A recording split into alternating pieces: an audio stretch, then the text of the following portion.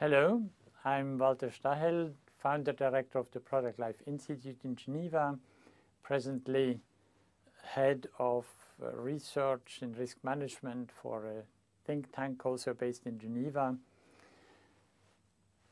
Let me show you what influences the circular economy and what is influenced by the circular economy.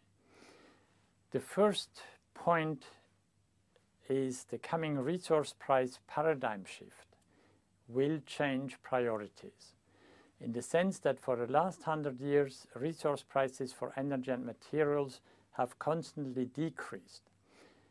It is expected that resource prices in the 21st century will constantly increase. This means that resource security could therefore become a major political bone of contention. Managing existing physical stocks will provide resource security for enterprises and nations, under conditions that we consider the goods of today as the resources of tomorrow at the resource prices of yesterday.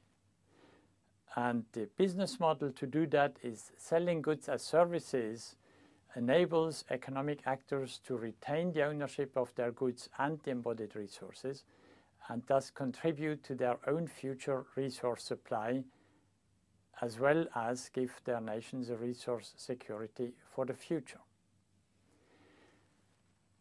This is one of the fundamentals. The second fundamentals is sustainable politics need simple and convincing solutions, such as sustainable taxation. Sustainable taxation simply means do not tax what is desired. Therefore, do not tax renewable resources, including labor, human work, wages. Instead, tax non-renewable materials and energies.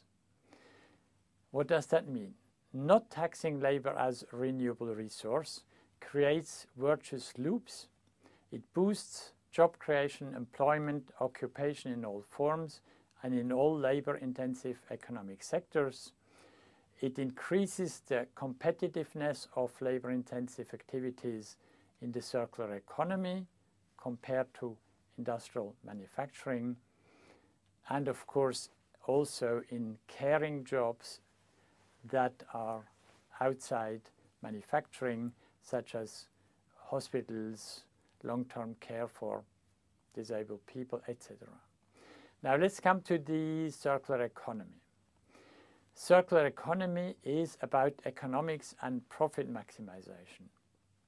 There is an axiom, an unwritten law, which says that the smaller the loop, the more profitable and resource efficient it is.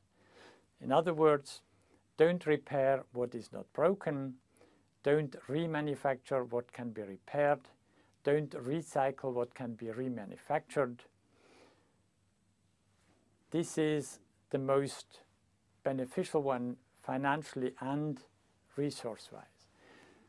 The small loops, reuse, repair, are best done locally or regionally to avoid double transport costs. Whereas recycling is a global business based on employing cheapest labor, such as sending electronic waste to Africa for recycling. The second factor to consider is that a loop has no beginning and no end. You need to optimize the loop, which is stock management, maintaining value, maintaining quality and performance of goods and materials. So this is one of the big differences to the linear economy. A loop has no beginning and no end. And the third point, which is important, the speed of the circular flow is crucial. A lake economy operates at a very low speed. The other extreme is material recycling of short-lived goods, such as beverage cans. This leads to fast circular flows and the rapid loss of the material, what I call reversed resource compound interests.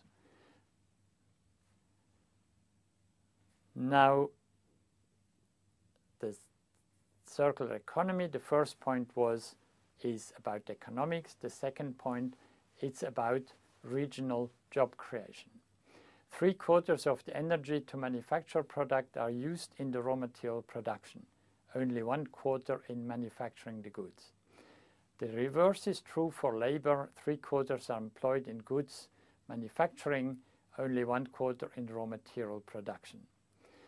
Repair and remanufacture in a circular economy, therefore, because they are like manufacturing, they reinforce the low energy, high labor input part of the economy. But they are more labor intensive than manufacturing. So compared to manufacturing, the circular economy means a substitution of manpower for energy.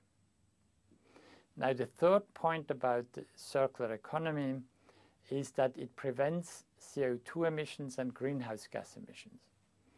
Reuse, remarketing and service life extension activities in the circular economy preserve the water and energy inputs and related greenhouse gas emissions embodied in the existing goods. Water and energy saving as well as waste prevention now become profitable activities that positively impact corporations' financial bottom line. To summarize, a circular economy increases the future resource security, creates regional jobs of all skill levels, and reduces greenhouse gas emissions, especially the small loops, reuse, remarket, repair, remanufacture. A sustainable tax policy, in other words, not taxing labor as a renewable resource, is a powerful lever to accelerate the development of a circular economy with positive impacts on the 3 pillars of sustainability: the economy, the environment, and social welfare jobs. Thank you very much for listening.